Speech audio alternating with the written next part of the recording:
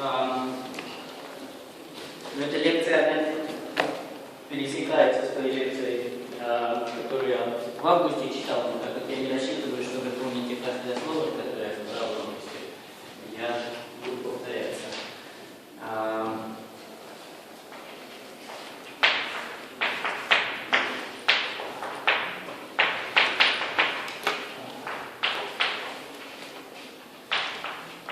Прежде всего я скажу, что вероятное отображение оно является подклассом перекручивающих отображений, чтобы не казалось, что я перескочил. Значит, когда изучается перекручивающее отображение, то изучается отображение цилиндров себя. И я хотел бы использовать обозначение θ и r. Это угол. R это часто называется действие.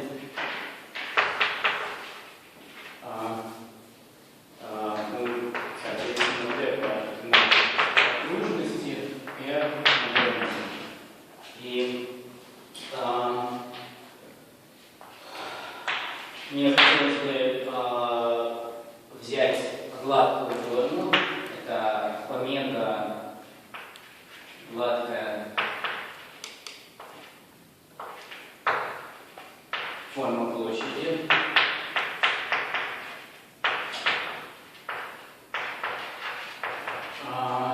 Она может быть dθ, dr, но это совсем не обязательно. Не обязательно гладкая и выраженная. То есть для простоты можете думать, что форма площади это dθ, dr. То есть я просто-напросто площадь соответствующего кусочка цилиндра считаю. И тогда отображение цилиндра себя называется перекручивающим.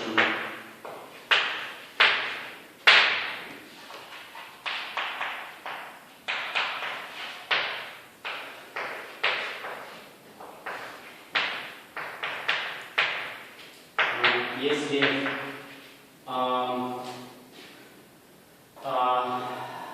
хотя и фигурирует в определении одно слово, но свойств будет несколько. Первое свойство, если оно сохраняет площадь.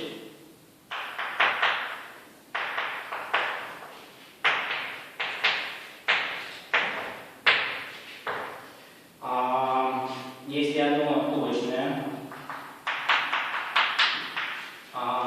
Точное это значит, что для любой нестягиваемой кривой гамма ориентируемая площадь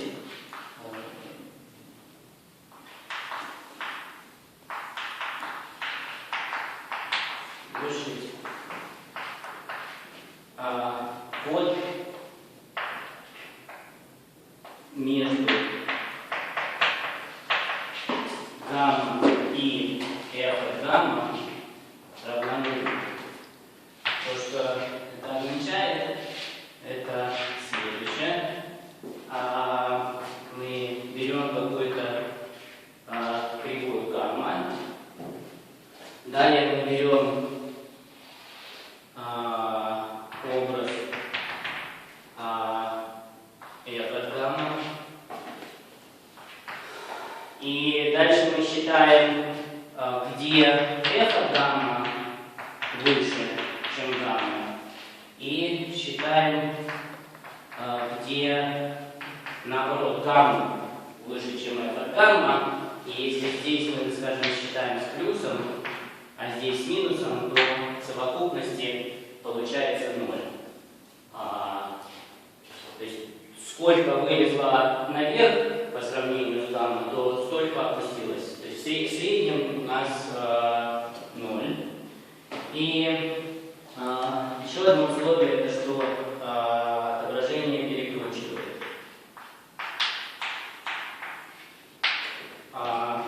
есть для любого R, для любого θ со звездой, если мы рассмотрим f от θ со звездой R как отображение θ штрих R, R штрих, θ со звездой R, R штрих θ со звездой R, то d θ штрих dr больше нуля. Любого θ со звездой R. То есть мы берем любую вертикаль, мы смотрим на образ этой вертикали, и смысл в том, что у нас отображение должно монотонно увеличивать угол, то есть чем мы выше нацелили, тем больше мы перекручиваем. То есть мы, чем больше R, тем больше θ штрих, или что то же самое, что мы как тряпку его закручиваем, чем выше, тем сильнее. И примеров таких отображений, их достаточно много. Но первое, это то, что я сформулировал в предыдущей лекции, бильярды в выпуклой области В2. Выпуклой ограниченной. Второй пример. Это можно просто-напросто рассматривать какие-нибудь так называемые стандартные отображения. Я рассказывал в прошлый раз. То есть можно рассмотреть отображение, но возникает в физике твердого.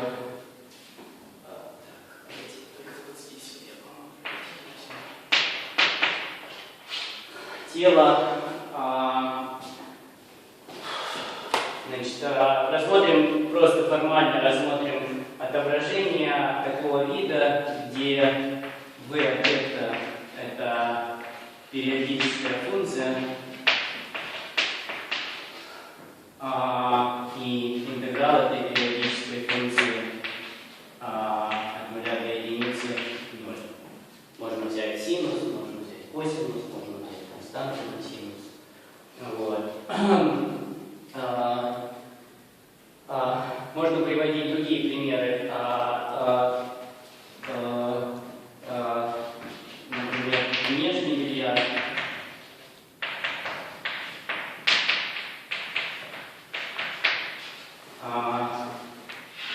Сейчас мы берем выпуклую область. И для всякой точки с координатами x, y мы по часовой стрелке двигаемся в точку x', y'. И хорошее упражнение – это какую форму площади он сохраняет.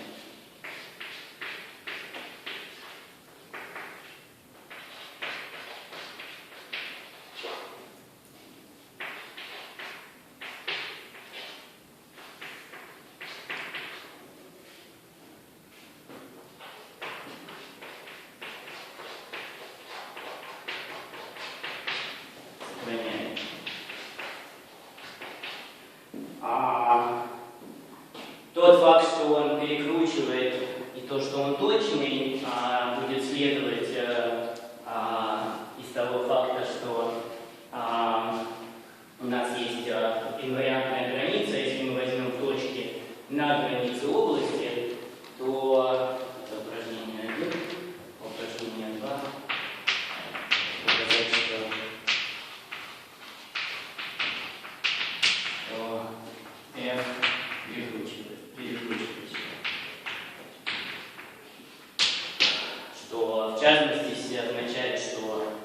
точное и перекручивает.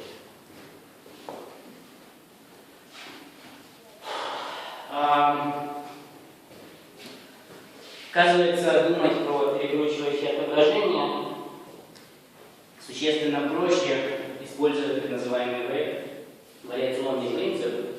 И этот вариационный принцип, как вы увидите, для бильярда просто-напросто тут же выдает периметр, как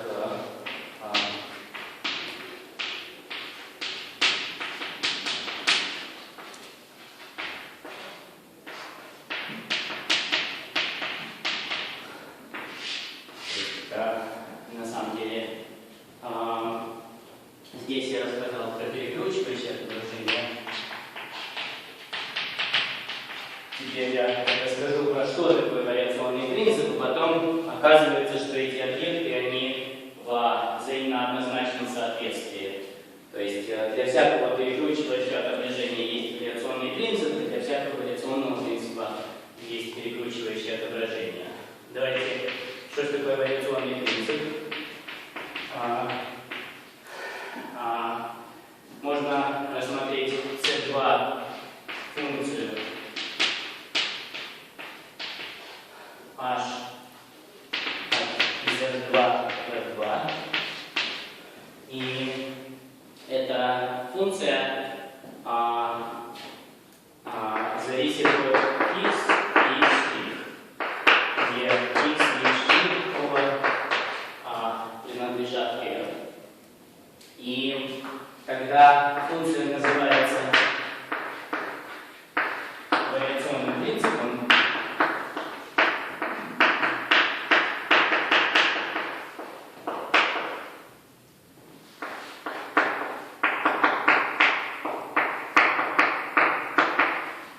я буду сокращать КПТ, если следующие три условия выполнены. Первое условие периодичности. Оно говорит, что про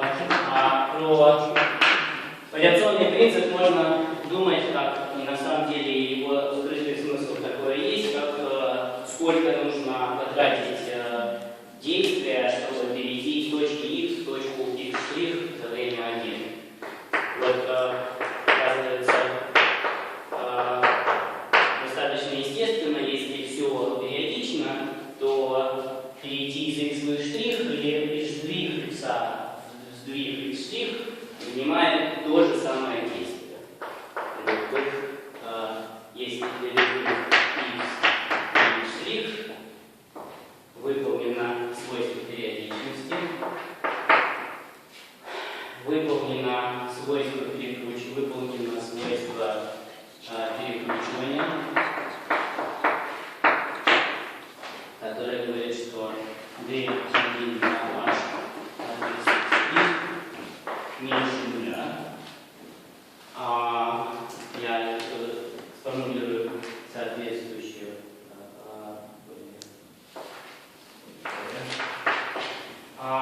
также выполнено свойство на бесконечность, которое говорит, что нужно потратить бесконечное действие для того, чтобы перебраться в x',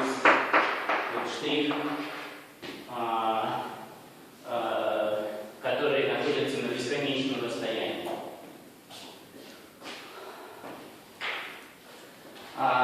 Ну, сперва это выглядит очень искусственно, но давайте я теперь скажу про... начал это говорить, что рассматривает так называемые специальные конфигурации. Про эти конфигурации можно думать как про геодезические. Теперь я в точности буду говорить о связи специальных конфигураций вариационного принципа и орбит, и орбит перекручивающего отображения. А это то, что вы порождающими функциями еще назвали? Да, вот я, по-моему, здесь написал порождающие функции и вариационный принцип. Дело в том, что порождающие функции на самом деле у них более широкий смысл, потому что ну, вот это условие для порождающих лучей, вообще говоря, не обязательно. А для вариационного принципа оно обязательно. Ну да, я в августе называл это порождающей функцией, но есть порождающие функции, которые не выпускают орбит перекручивающих отражений и стационарные конфигурации.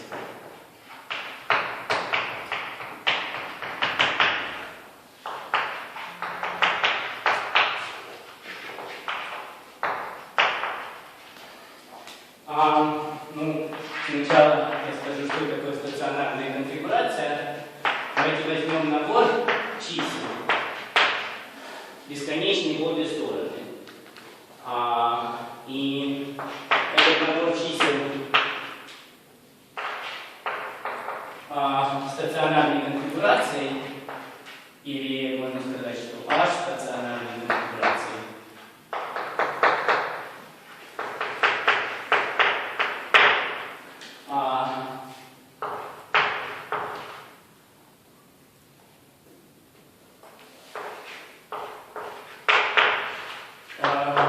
если выполнено следующее свойство, мы, скрывая что это неформально, мы берем сумму h от x и xn плюс 1 по n. Это, вообще говоря, конечная сумма, и потом мы дифференцируем по какой-то переменной. Сама по себе бесконечная сумма не имеет смысл, но частная производная вполне себе имеет смысл, потому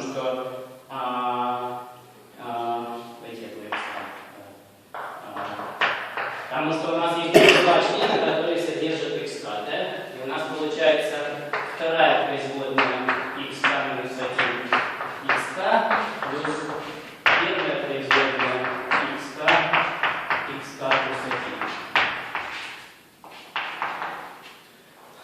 То есть траектория называется стационарной, если она является экстремальной для этой суммы, и поэтому H называется вариационным принципом, потому что те траектории, те конфигурации, которые нам будут интересны, они на самом деле являются экстремальными этой суммы. Теперь давайте рассмотрим уравнение.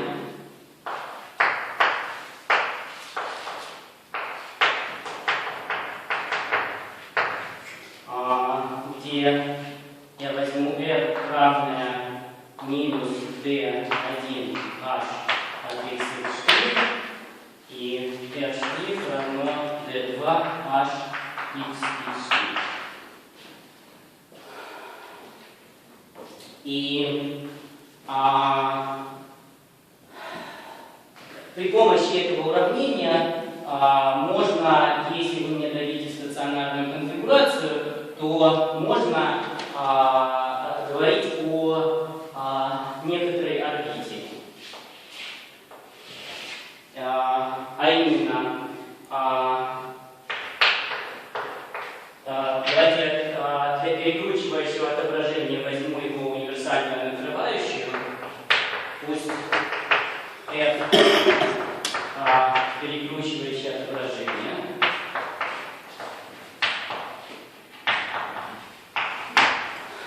Который говорит, что f от θ t переходит в θ' r',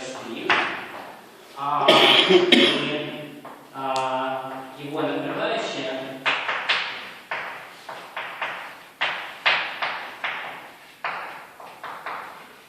отображение f с волной. Это отображение из x в, которое переходит в x', и выполнено следующее свойство. f с волной от x плюс 1 r равно x' r' прибавить 1. То есть накрывающее отображение, про него можно думать, как мы берем цилиндр, разрезаем его по вертикали и разворачиваем. F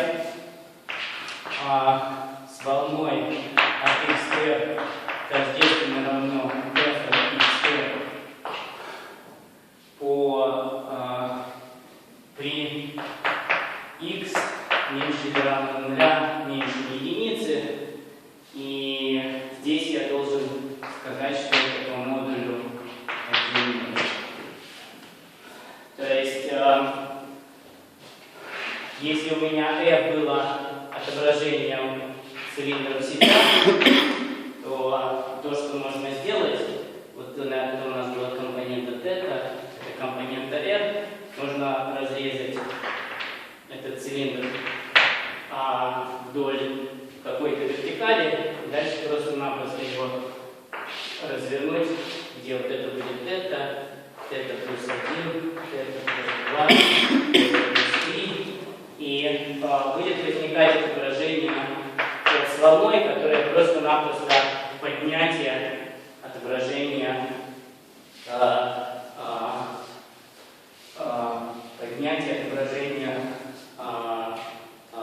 f.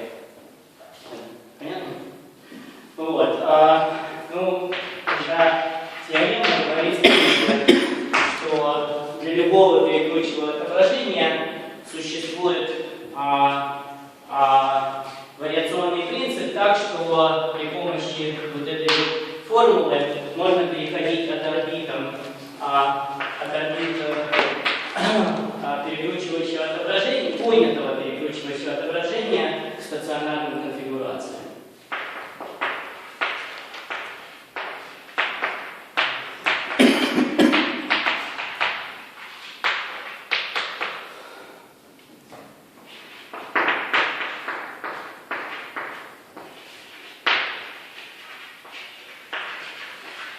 Существует вариационный принцип H такой, что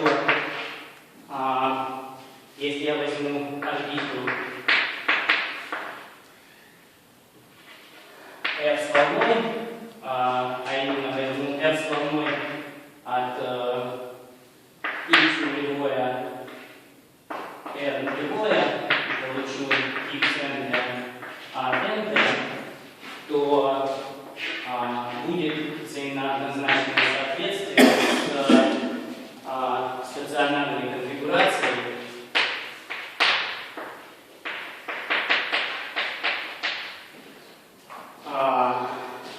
xn.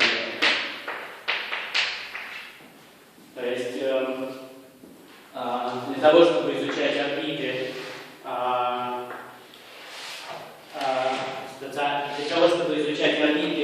в отображении с перекручиванием, достаточно изучать стационарные конфигурации, соответствующего вариационного принципа. И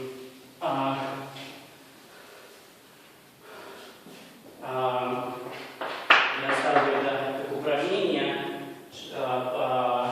В эту строчку очевидно, что происходит. У нас есть последовательность точек, у которых есть x-компонента и r-компонента. И утверждается, что если мы возьмем только x-компоненту, то получится стационарная конфигурация. Как нам определить r-компоненту, зная x-компоненту? Нужно взять либо t1 от h xn плюс 1, или же взять минус 2h xn минус 1 xn.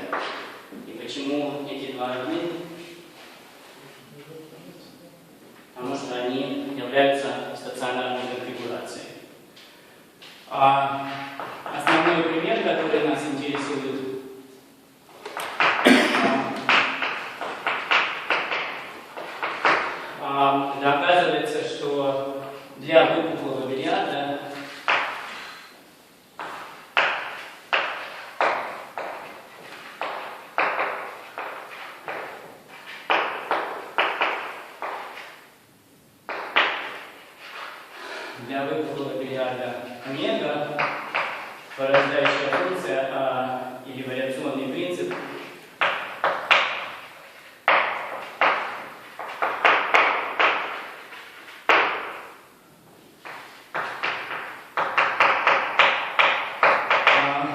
h от x равен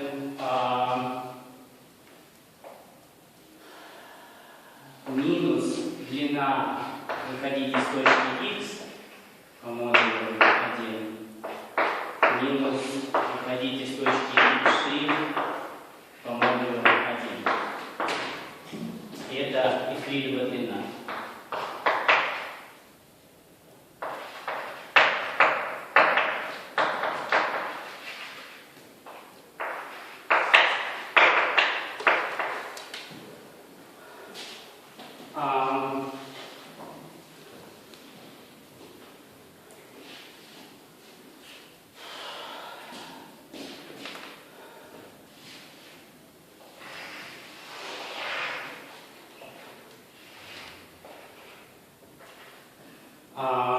Если мы возьмем точку Px и точку Px' и попытаемся увидеть, что это действительно порождающая функция, то нам хотелось бы доказать формулу, что частная производная по x от, скажем, по x' от этой разности,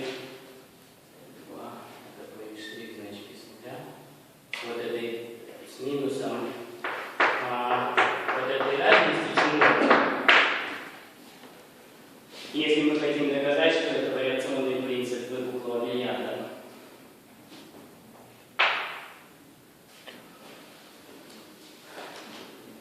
оказывается, что в терминах x и r производные по x. По x'. Но я хочу r повлечь как-то.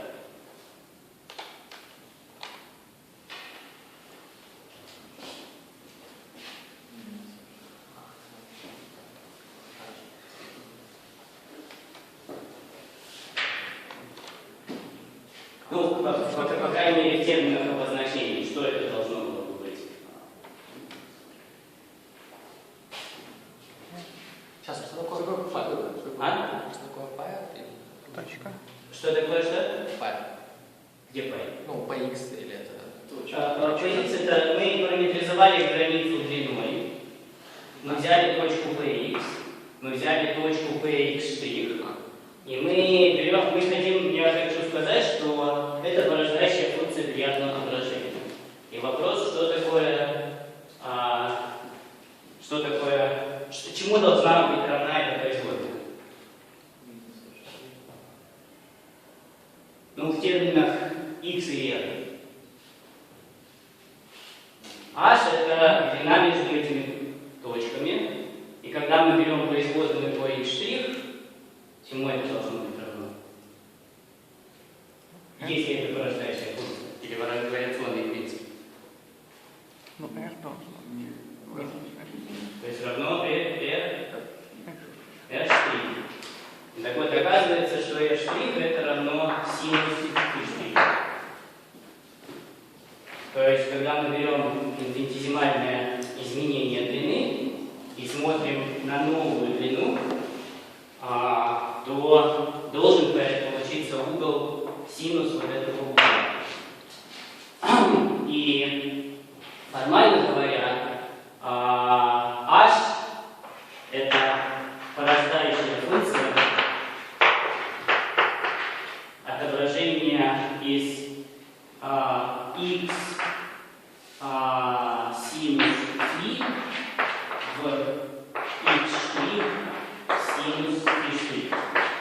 Но если нам кто-то задал отображение x синус φ в x' синус φ', мы можем восстановить отображение x φ переходит в x' φ'. То есть здесь есть некая тонкость, что когда мы смотрим порождающую функцию или вариационный принцип для бильярдного отображения, нужно брать не бильярдное отображение точка на границе угол, а бильярдное отображение точка на границе синус угла.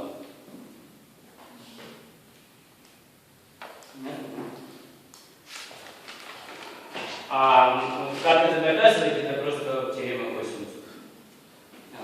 Это инфинитесимальная деформация. Вот. Понятно? Оказывается, что про перекручивающее отображение можно думать как про симплектические отображения, и когда речь идет о периметре, то периметр это, вообще говоря, симплектический инвариант. Мне захотелось взять мое симплектическое отображение и изменить систему координат, то после того, как я изменил систему координат, длины периодических орбит должны остаться теми же самыми. Сейчас я сформулирую соответствующее утверждение, но периметр это некий симплектический инвариант.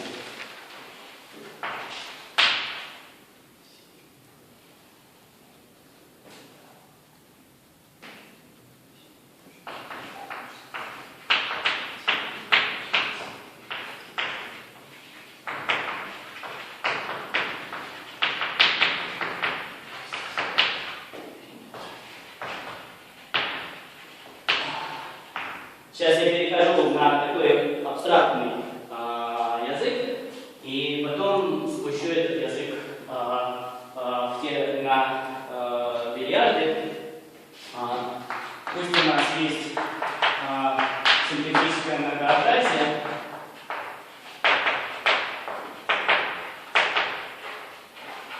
Я буду этим пользоваться, когда буду объяснять, почему есть инварианты Маркизи-Мелроуза. Потому что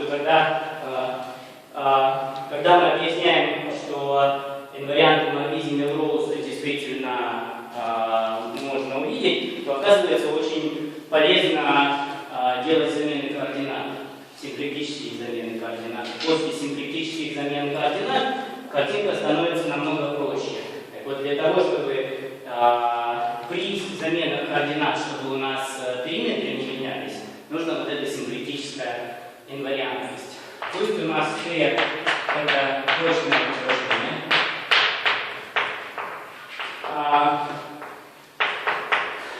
Про симплектическое многообразие нужно думать как, например, цилиндр. Потому что в конце концов я применю это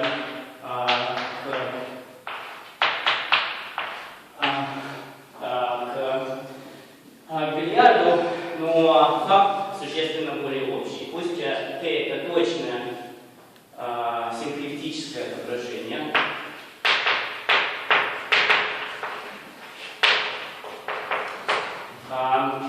Что это значит? Это значит, что для Q-формы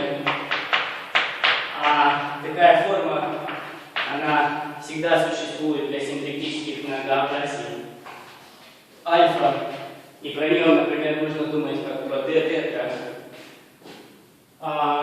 такой, что омега равно d альфа.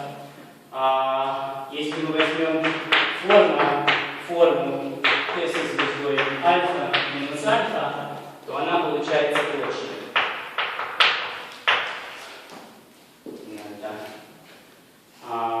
Это полный аналог свойства точности, которое я сформулировал на цилиндре.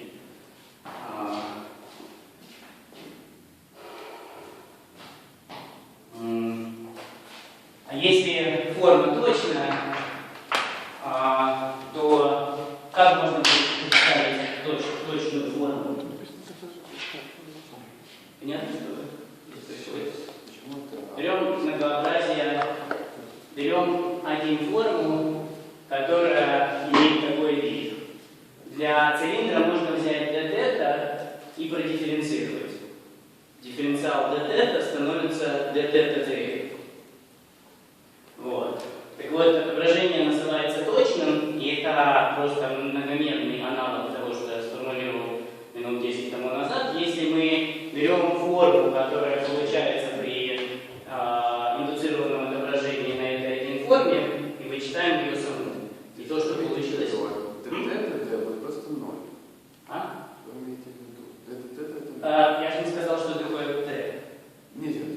Если это... А? Дтета, Что? берете форму дтета, координатную форму, ее дифференциал нулевой. Почему? Когда я беру дифференциал, я должен взять плавную переменную. Ну да, так важна единица, функция для вас единица. Если вы Нет, нет, почему? вы возьмете r dθ, то вы А? возьмете, например, r. Это. Так, это, извините, это. И да, я должен взять r это, то...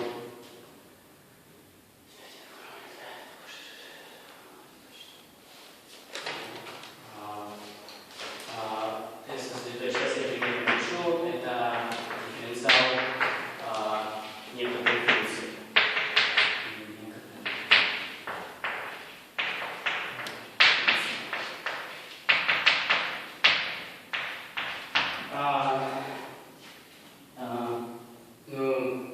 Например, альфа равно r дельта. И если мы возьмем интеграл альфа по какой-то кривой гамма, про это можно думать как площадь под гамма. Далее мы берем интеграл t со звездой альфа по гамма. Это то же самое, что интеграл альфа по t гамма, и здесь получается площадь под t гамма. И что означает свойство точности, которое я сформулировал в предыдущем?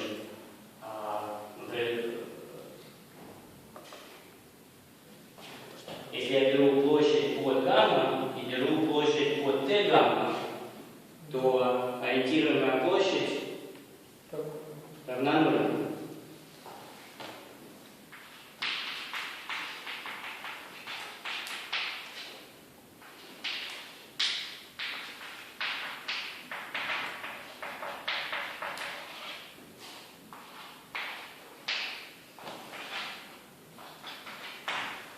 То есть в случае цилиндров это в точности то же самое, что я сказал раньше, но вообще говоря, это выполнено для любого симметрического многообразия. Вот. То, что мне очень хотелось бы из этого получить, что когда я беру периодическую орбиту и суммирую вот эту вот функцию f, то оно не зависит от преобразования t. Пусть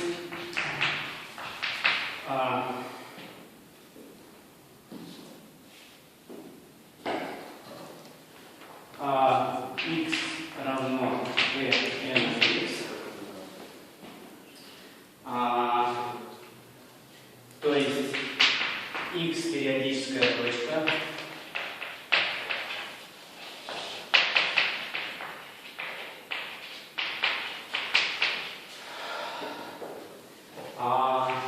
давайте рассмотрим сумму вдоль траектории.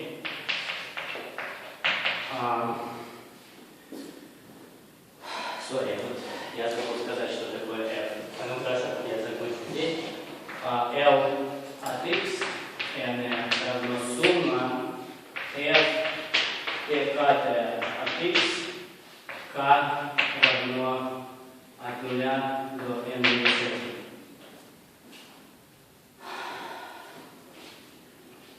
1. Тогда Ln это симметрический инвариант.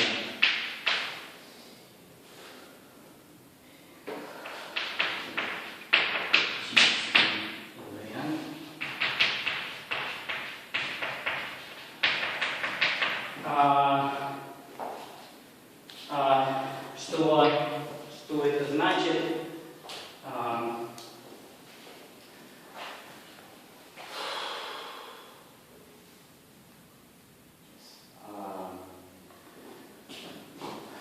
Сперва давайте сделаем замечание.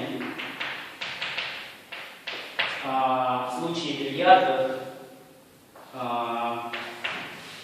f от x это равно расстоянию от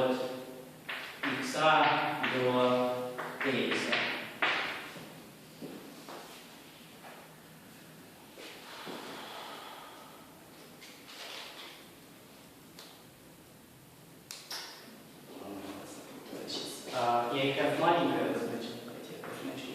Маленькая, f маленькая. Здесь я возьму f большое.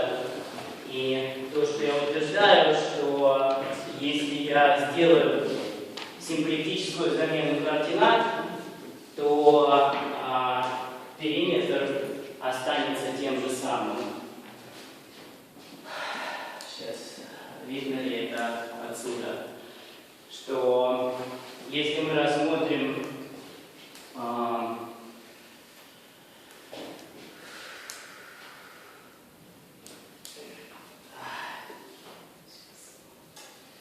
должна быть телескопическая сумма, которая сокращается в ноль. То есть я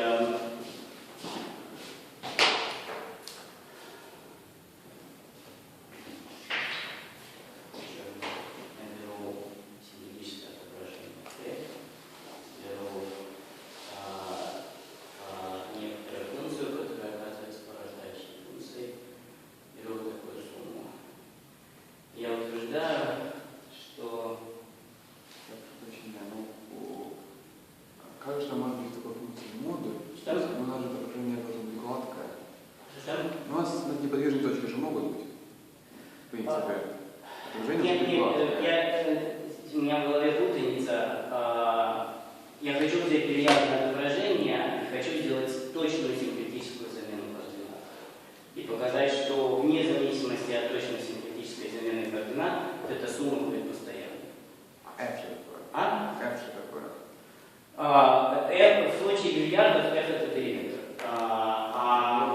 В случае бильярдов это просто порождающая функция. То есть, так.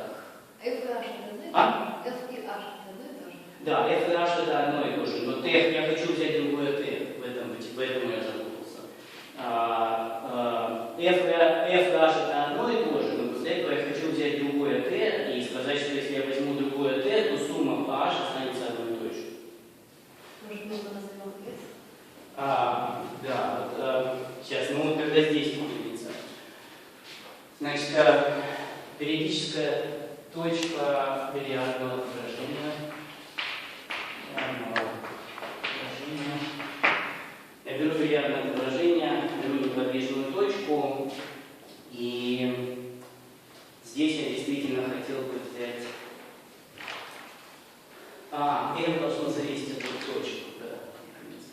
F должно зависеть от x и f от x. Так, оно должно зависеть от f от x и f k плюс y. Правильно?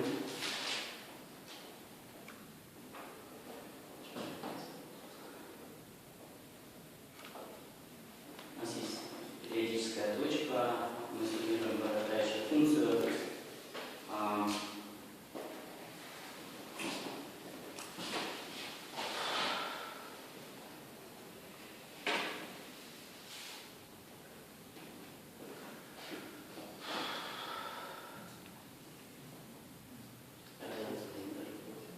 Я точно символическое отображение, которое... Нет, здесь я хотел бы все-таки, чтобы это было неприятно.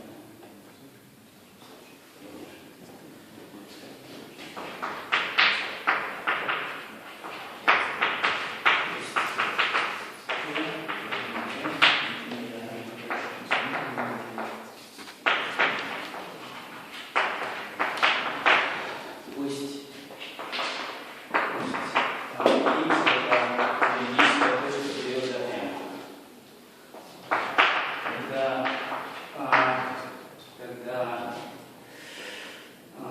какая путаница, это на самом деле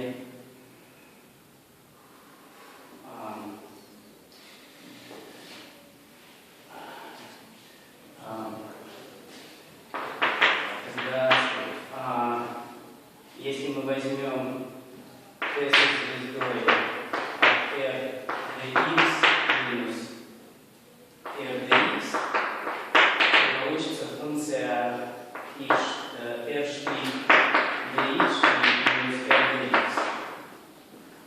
И это для меня функция дифференциал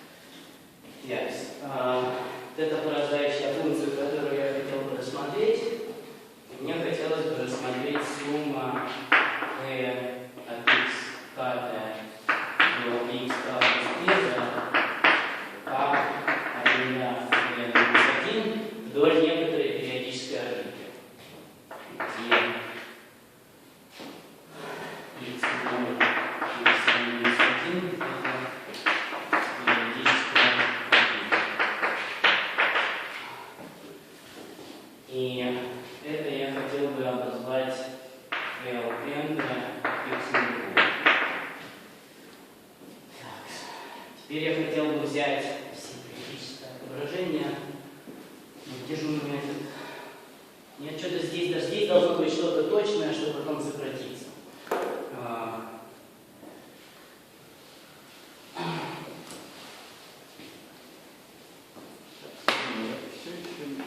Пусть. Я прошу прощения. А? Меня все еще смущает гладкость этого.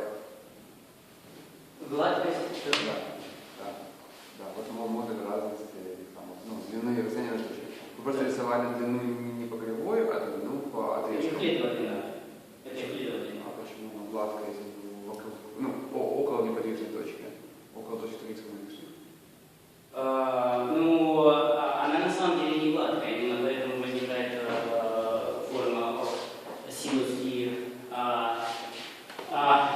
Мы будем рассматривать точки конечного периода. Если точки конечного периода, то мы не находимся в окрестности границы. А когда мы не находимся в окрестности границы, это функция гладкая. Если мы варьируем точку на границе, то соответствующая чарная производная это, соответственно, синус фи. Синус угла соотношения. Поэтому, когда мы берем дифференциал расстояния между точками, вот это, соответственно, синус фи штриха, это синус фи. Вот, поэтому нет, она как раз гладкая. Мне сейчас хотелось бы взять симметрическое преобразование.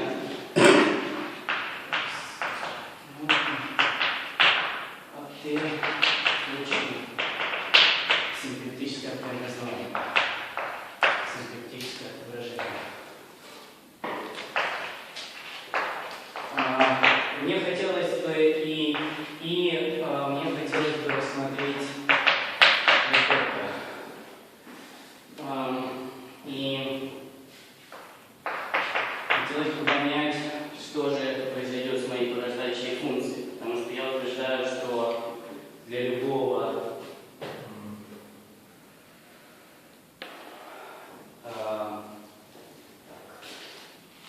что-то у меня много, пусть это будет S,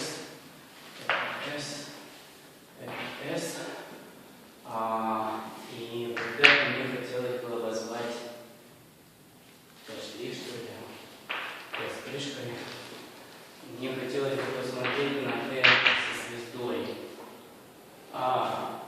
с крышкой от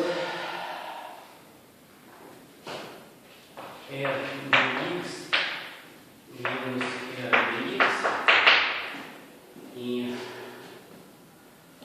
у меня должна получиться здесь D, R, x и плюс просто-напросто функция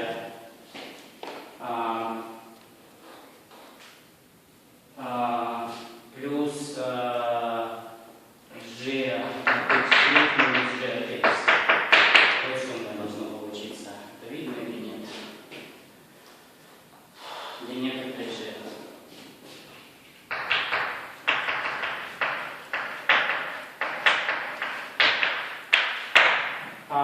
То, что я утверждаю, что после, если я меняю f на отображение ему сопряженное, то порождающая функция сопряженного отображения отличается от порождающей функции изначального отображения на 0 форму.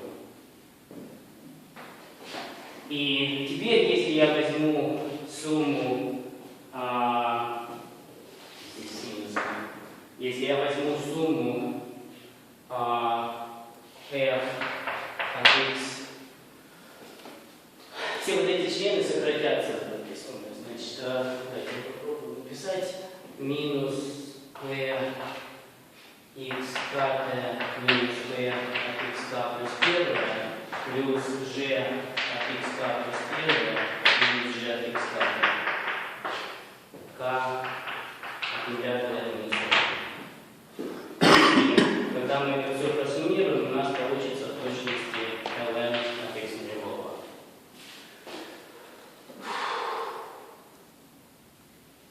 Понимаю, что нужно объяснить остальное здесь, что понятно. Значит, я утверждаю, что это d с крышкой от x.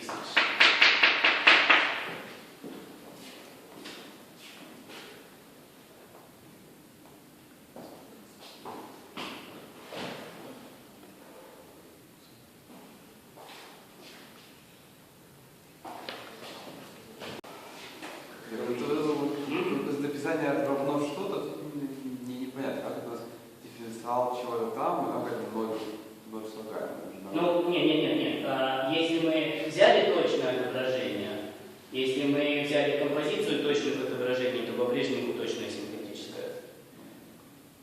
То есть точность она сохраняется. Это можно... Я про сам без формулы. У нас стоит 1 форма плюс 0 форма равно 1 форма. Там Д, наверное, надо здесь. Там где-то что-то. Если достелить... вот лучше дописать.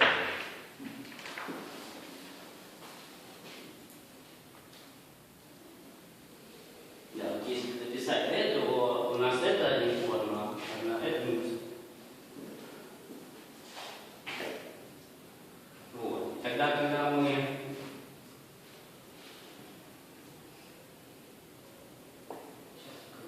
Да, теперь сократится. Теперь? Да, то есть я пытаюсь сказать, что когда я меняю делаю симплектическую замену координат, то вот эта вот сумма h это симплектический инвариант. Это сумма h статера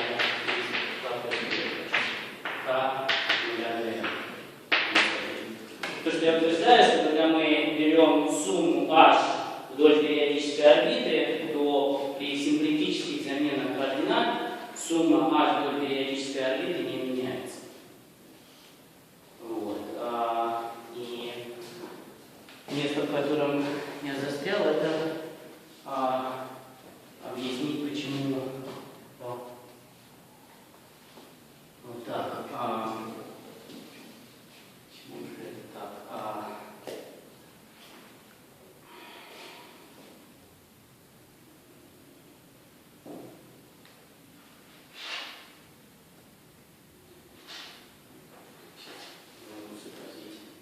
Это должно источник исследовать. Мы еще должны дифференцировать нашу связь.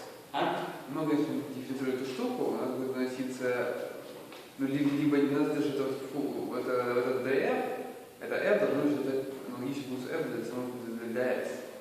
Там будет, соответственно, будет выноситься либо s со звездочкой от чего-то, минус одно же, если дифференциал. Или его посадить. Ну.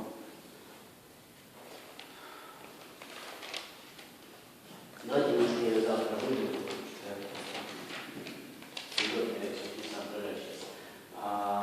Это что-то простое должно быть. Максимум источник будет.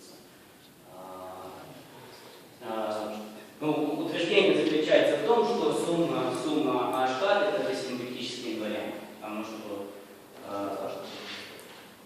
в будущем это мне понадобится для Каустика Лазуткина и для обоснования инварианта маркетинга.